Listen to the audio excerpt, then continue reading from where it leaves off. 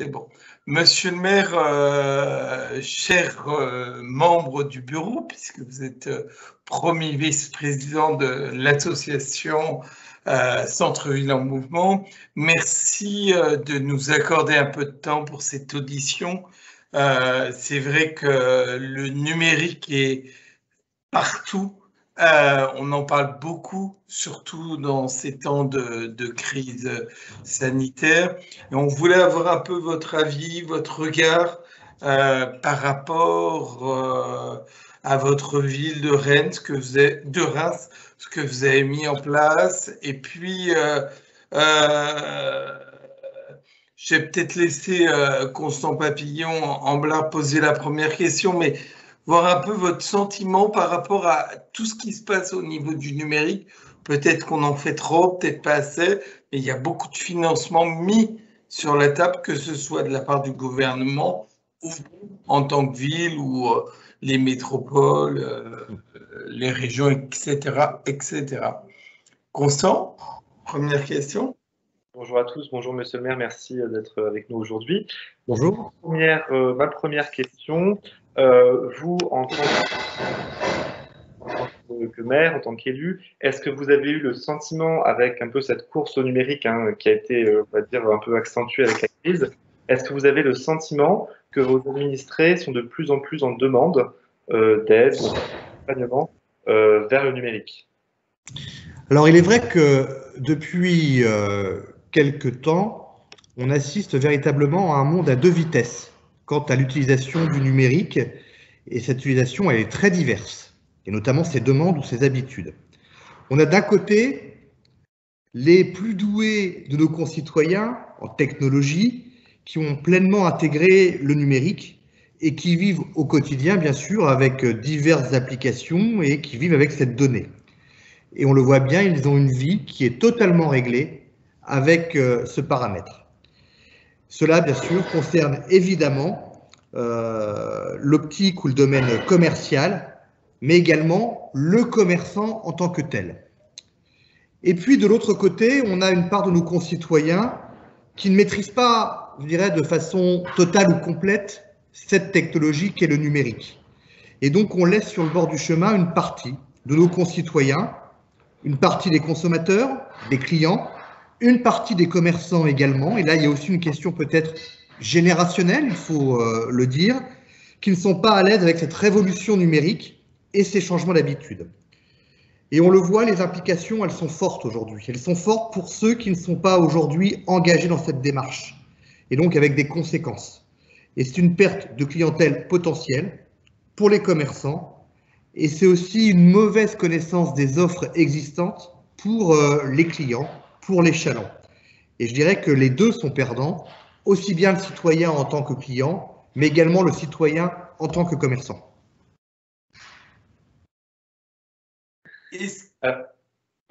Non, allez-y Pierre, allez-y. Ouais. Est-ce que vous avez ressenti, alors une tranche d'âge, on en a parlé un peu, mais par rapport à des enseignes, est-ce qu'il y a des enseignes qui sont plus à même de se connecter, de vendre en ligne, et puis d'autres enseignes, par exemple des bouchers. Alors, bien entendu, si la tranche d'âge est un peu plus haut, ont plus de mal à utiliser Internet. Alors, moi, je ne parlerai pas d'enseigne, mais je parlerai plutôt du statut du commerçant ou du commerce. Vous avez les succursales, vous avez les franchisés et vous avez les commerçants indépendants. Chez les franchisés, qui peuvent en tout cas s'appuyer sur les services numériques, les différents services de la marque, de la chaîne, il n'y a aucune difficulté et ils ont en tout cas la possibilité de vendre aujourd'hui une partie de leur collection, là je parle pour bien sûr la confection, via Internet.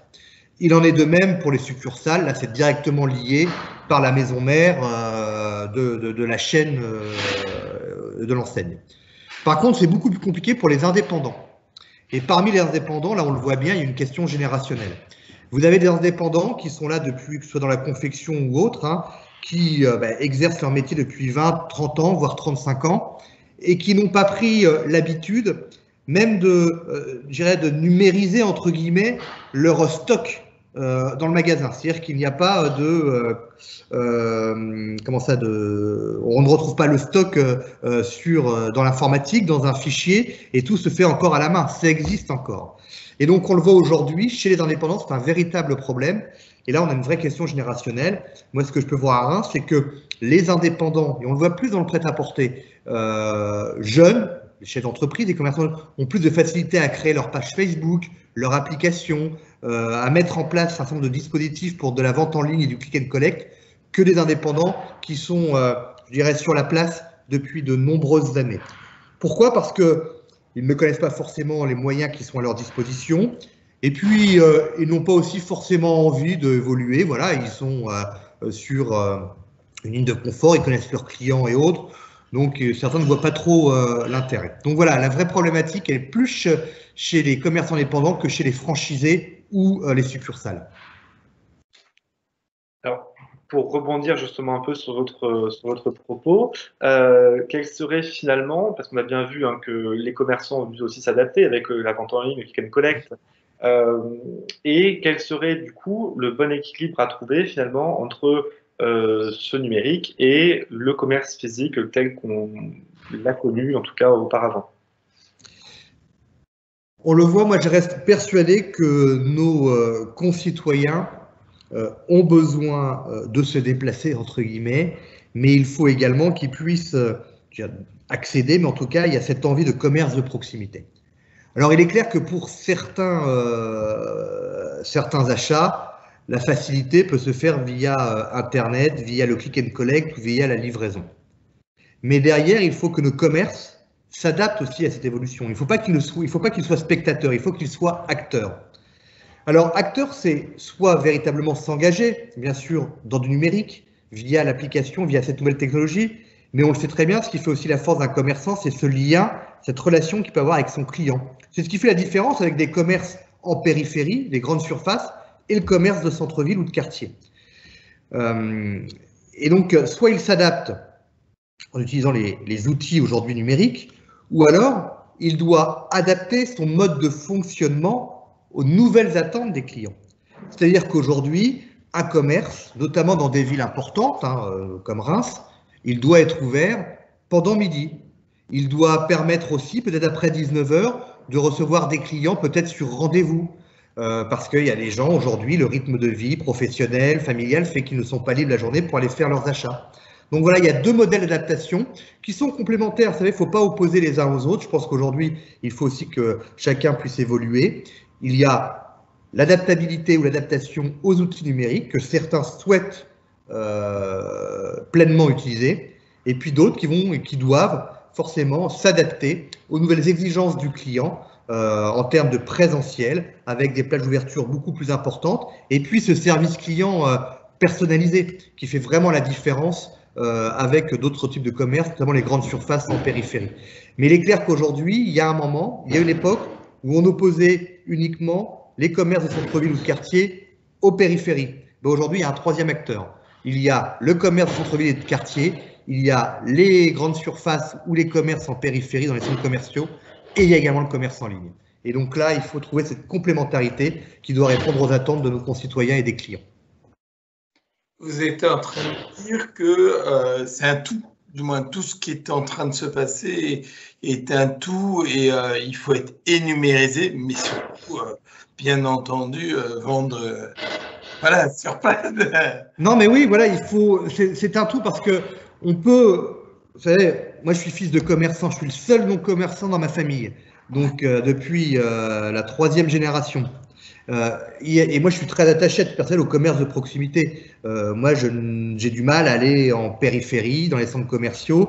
J'achète strictement rien en ligne, ou ça m'est arrivé quelques fois, mais je suis pas un adepte de la vente en ligne. Je préfère me déplacer, faire vivre mon commerce de proximité, avoir ce lien, même ce lien social avec le commerçant ou ses vendeurs ou ses collaborateurs.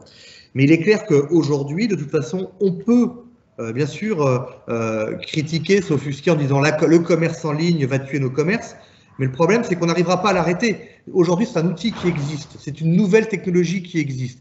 Et donc, il faut plutôt s'adapter, être acteur que simple observateur.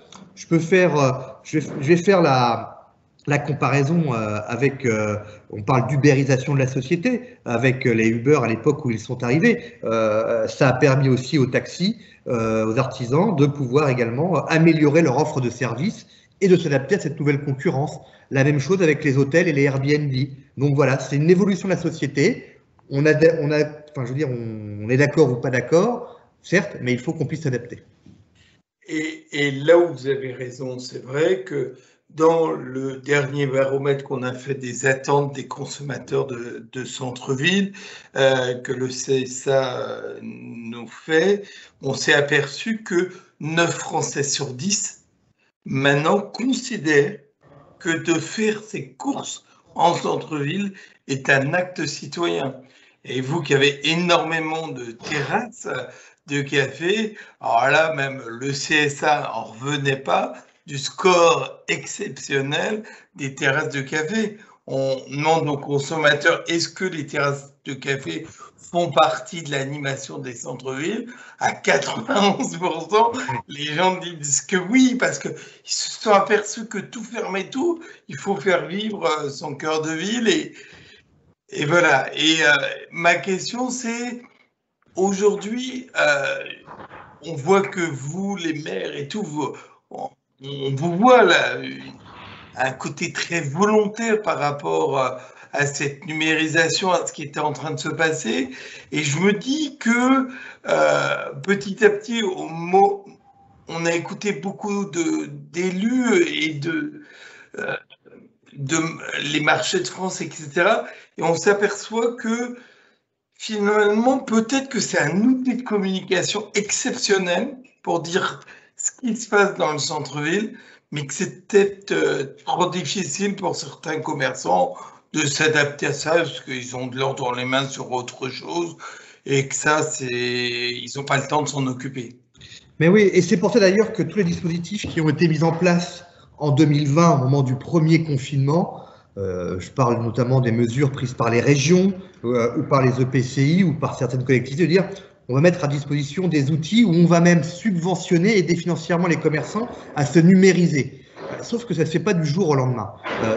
Il y a des commerçants, ils sont dans l'incapacité du jour au lendemain de répertorier tout leur stock sur un site internet. Et donc, c'est plutôt des accompagnements qui se font sur le moyen et le long terme. Ça, c'est une évidence. Et d'ailleurs, il y a eu une multitude de soutiens ou de dispositifs qui ont été mis en place. Il y a les CCI également. Les CCI ont un rôle à jouer aujourd'hui pleinement dans la revitalisation des centres-villes, dans leur accompagnement et le soutien au commerce de proximité. Ils ont mis, si je prends l'exemple de la CCI de la Marne, à Reims, ils ont mis en place un marketplace, par exemple, pour les artisans, pour les commerçants. Alors, on y retrouve principalement, il faut le dire, plutôt des commerçants qui faisaient partie de la catégorie, alors j'aime pas ce terme de dire commerçant dit essentiel, c'est-à-dire de l'alimentaire, des artisans qu'on retrouvait sur cette marketplace. Mais très peu de commerçants qui faisaient partie de la catégorie dit des non essentiels, même si il est très difficile de dire à un commerçant que son activité est non essentielle. Donc on voit même que ces outils qui ont été mis en place ne répondaient pas, pour de multiples raisons, à toutes les activités commerciales ou à la demande de tous les artisans commerçants. Donc c'était aussi une difficulté. Et puis derrière, pour toucher le plus grand nombre, alors il est vrai que c'est un outil de communication extrêmement important. Et d'ailleurs, aujourd'hui, je crois même qu'il n'y a pas un commerçant qui n'est pas présent sur Facebook. Alors parfois c'est bien fait ou mal fait, mais en tout cas il y a cette volonté de communiquer, pas forcément, je dirais, d'avoir ce lien, de pouvoir acheter, mais en tout cas de communiquer, parce qu'ils ont compris que les réseaux sociaux étaient véritablement des plateformes de communication, parfois avec plus d'impact que la pub dans la PQR, dans le journal local, ou dans le magazine distribué gratuitement, ou même sur les panneaux de Co ou Clear Channel. Donc oui, c'est extrêmement important. Ça permet pour certains, et d'ailleurs les restaurateurs vous le disent clairement, ce qu'ils ont vécu et ce qu'ils vivent encore aujourd'hui à travers le numérique, dans la prise de commande, le click and collect et autres, ça leur a permis soit de garder un lien avec leurs propres clients, avec leur clientèle, mais de trouver également d'autres clients qui n'allaient pas forcément au restaurant, pas l'habitude d'aller au restaurant, mais qui ont pu se procurer, je dirais, des repas, déjeuner ou dîner dans des restaurateurs, et donc ils se sont vers une nouvelle clientèle. Très bien. Alors, juste une question comme ça. Pour vous, comment voyez le centre-ville en 2030? C'est voilà, c'est dans 8 ans, c'est à côté. On sort d'une crise énorme. On voit qu'il y a une mutation qui est en train de se faire de façon très importante. Et on voit bien que notre clientèle, vos habitants, ça doit être exactement pareil, reviennent en centre-ville, qu'il y a quand même un retour. Donc, comment on va conserver tous ces gens qui disent bah, le centre-ville c'est important parce qu'ils peuvent oublier au bout d'un an. Hein. Donc, il va falloir garder toute cette clientèle et puis se dire bah, en 2030, on aimerait le centre-ville. C'est vrai qu'il y aura une partie numérique et puis une partie non numérique et au contraire. C'est vrai qu'on peut imaginer, on le voit aujourd'hui, que les usages évoluent et que les commerces de demain peuvent être aussi expérientiels, c'est-à-dire offrir aux clients une expérience particulière, avec des espaces de vente qui peuvent être repensés, avec un aspect numérique présent également au sein même, je dirais, des cellules commerciales. Mais après, le centre-ville, aujourd'hui, le vrai débat, on va être très clair pour les années à venir, ce sont les centres-villes piétons ou centres-villes circulants. Et là, c'est un véritable impact, en tout cas, sur la vision que l'on peut avoir d'un centre-ville de demain. Moi, j'imagine, depuis que je suis maire, mais même avant, mon centre-ville comme un centre commercial à ciel ouvert. C'est-à-dire, il y a certes la présence de commerces, d'enseignes nationales, internationales. Parfois, ça embête un peu parce qu'en fait, on a une uniformisation de tous les centres-villes en France, voire même en Europe, avec les mêmes enseignes, les mêmes magasins, et on n'a plus cette différence qui faisait partie, en tout cas, du patrimoine ou de la tradition des villes ou des régions. Mais bon, c'est un fait, c'est comme ça. Le sujet, donc, est de savoir si aujourd'hui un centre-ville doit uniquement se reposer sur la présence de telle ou telle enseigne. Pour moi, c'est véritablement une chaîne, c'est-à-dire qu'on a la question de la présence des enseignes, c'est-à-dire d'une offre qui correspond aux attentes de nos concitoyens. Il y a la question, bien sûr, de l'événementiel, qui est extrêmement important, et nos centres-villes doivent être des lieux où on peut y faire et organiser des événements sportifs, culturels ou autres. Il y a la question de la sécurité également, c'est-à-dire qu'aujourd'hui, on doit pouvoir circuler en centre-ville en toute sécurité, et donc travailler avec nos policiers municipaux, la nationale et de la vidéoprotection. Et puis la question de l'urbanisme. Et ça, c'est le vrai sujet. Et j'avoue que j'ai moi-même évolué sur le sujet. Aujourd'hui, on le voit, nos concitoyens ont envie de pouvoir flâner, déambuler, de façon la plus agréable possible. Et qu'on arrive aujourd'hui à des volontés, mais c'est une discussion également entre commerçants et c'est aussi générationnel chez les commerçants, volonté de piétonisation d'un certain nombre d'axes. C'est-à-dire en disant nos centres-villes doivent être accessibles aux voitures, et notamment ici à Reims, nous sommes une ville à la campagne, donc les gens viennent en voiture à Reims.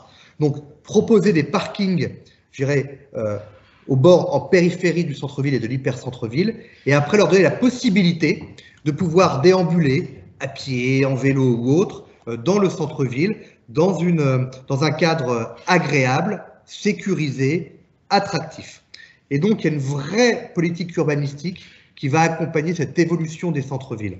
Et on le voit bien dans toutes les villes, vous savez, moi je donne toujours cet exemple où j'ai certains commerçants qui aujourd'hui me disent qu'ils ne sont pas d'accord avec ce que l'on met en place, notamment la chrono-piétonisation. C'est-à-dire que je considère qu'il y a des moments, le centre-ville, certains secteurs de centre-ville doivent être piétons, notamment le week-end où il y a une forte affluence. Par contre, en semaine, peu d'intérêt. Et donc, on chrono-piétonise certains secteurs de l'hyper-centre-ville. Et certains commerçants, ils sont opposés. Mais par contre, les mêmes, lorsqu'ils sont au Touquet, en villégiature ou dans le sud de la France, me disent quand ils reviennent, ah c'est super, c'est fantastique, le centre-ville, les piétons peuvent se balader, il n'y a pas de voiture, etc. Donc vous voyez, on a cette appréhension en tant que touriste, chaland, également commerçant. Mais j'entends bien également que pour certains, et j'en faisais partie, il y a, je crois que je l'ai dit à plusieurs reprises dans notre association, le no parking, no business. J'adhère no parking, no parking, no business. Mais ça ne veut pas dire parking devant le commerce où je dois aller. C'est-à-dire qu'il peut y avoir du parking en périphérie de l'hypercentre-ville, faciliter l'accès à l'hypercentre-ville, mais dans l'hypercentre-ville, plutôt favoriser l'appropriation du domaine public par le citoyen et non pas par la voiture. Juste une autre petite question qui a peut-être moins à voir avec le numérique, mais quand même, c'est vrai que ce que vous avez fait avec une coulée verte, entre guillemets, qui est arrivée, est-ce que ça a porté quelque chose au centre-ville? Je pense que oui, mais c'est tellement agréable quand on arrive chez vous de voir cette coulée verte, cet axe qui paraît tellement important pour le cœur de ville, ce poumon végétal. La première partie a été finie. Nous sommes en train de réaliser la deuxième partie de cet axe vert en hypercentre-ville, hein, pour les Rémois qu'on appelle les promenades. Et il faut se rappeler qu'il y a encore 1 an et demi, 2 ans, cet axe, c'était des parkings. C'était des parkings à ciel ouvert. Et aujourd'hui, on n'a pas de difficulté parce que nous avons transféré ces places de stationnement dans des parkings en ouvrage, pas très loin. Et il est clair que ce lieu aujourd'hui est un lieu qui vit, je dirais même qui revit. Il y a énormément de monde, et même d'ailleurs un peu trop de monde aujourd'hui sur ces fameuses promenades. On y a mis une activité commerciale avec la possibilité de s'alimenter, enfin voilà, d'acheter les coupes, les gaufres, les crêpes, les boissons, enfin tout ce que l'on peut imaginer. Et c'est un vrai lieu de mixité. Et moi, j'ai des gens qui me disent, vous savez, on n'allait plus au centre-ville, ben aujourd'hui on y revient parce qu'on profite des promenades. Et bien sûr, tout ce que l'on peut faire en termes urbanistiques dans un centre-ville ou hyper-centre-ville fait partie de l'attractivité. Après, il y a tous ceux, bien sûr, qui vont me dire, vous savez, on ne peut pas se garer ou on ne circule pas, on ne peut pas se garer, donc on ne vient plus au centre-ville. Mais on leur dit, mais attendez, vous ne pouvez pas vous garer? La ville de Reims offre la gratuité des parkings en ouvrage, 1 heure gratuite, plus la 2e heure via les vitrines de Reims. Donc vous avez la possibilité de vous garer. Sauf qu'aujourd'hui, cette gratuité du stationnement pendant 1 ou 2 heures évite justement les voitures de tourner dans l'hyper-centre-ville pour trouver de la place en surface. Donc on a la possibilité de se garer, on a la possibilité de venir en centre-ville. Celles et ceux qui disent on ne peut plus y venir, ils sont véritablement de mauvaise foi. D'accord. Alors peut-être Et je ne parle pas des transports en commun, le tramway et les bus qui nous amènent aussi au centre-ville. Oui, et tout diverge dans le centre-ville. Tout à fait. Ce qui est vraiment important. Dernière question. On parle beaucoup du numérique, donc on a dit votre vision en 2030. Et maintenant, un peu, voilà, au niveau de la mobilité, vous en avez parlé beaucoup. Est-ce que le numérique peut aussi s'associer, peut aussi aider par rapport à la voiture, par rapport à ce qui était en train de se passer? Le numérique, oui, bien sûr. Le numérique doit être un outil qui doit favoriser la mobilité dans toute sa diversité. Le numérique peut être aussi le moyen, quand on est en voiture, de pré-réserver sa place dans un parking en ouvrage, justement. C'est aussi la possibilité, avec le numérique, de faire son parcours en utilisant différents modes de transport, c'est-à-dire jouer sur l'intermodalité. Je viens de l'extérieur de Reims, je prends une commune au hasard, Bazancourt à l'extérieur de Reims, qui a une gare TER, et ben voilà, de calculer mon temps entre si je prends le TER, j'arrive dans la gare centre et après je prends un bus ou le tramway, combien de temps je mets. Oui, et là on veut jouer d'ailleurs, on veut utiliser le numérique avec le concessionnaire des transports en commun qui est Citura à Reims, enfin Transdev, et avec la région Grand Est, avec le TER, pour jouer sur cette intermodalité dans les transports en commun en utilisant le numérique. Et puis, il y a aussi le fait d'utiliser le numérique pour l'achat de son ticket, éviter tout ce qui est papier ou support carton. C'est bien sûr un outil indispensable. C'est vrai que le numérique aujourd'hui fait partie de notre vie et que l'objectif d'une collectivité, c'est justement peut-être de faire de la pédagogie, d'accompagner nos concitoyens à l'utilisation de ce numérique.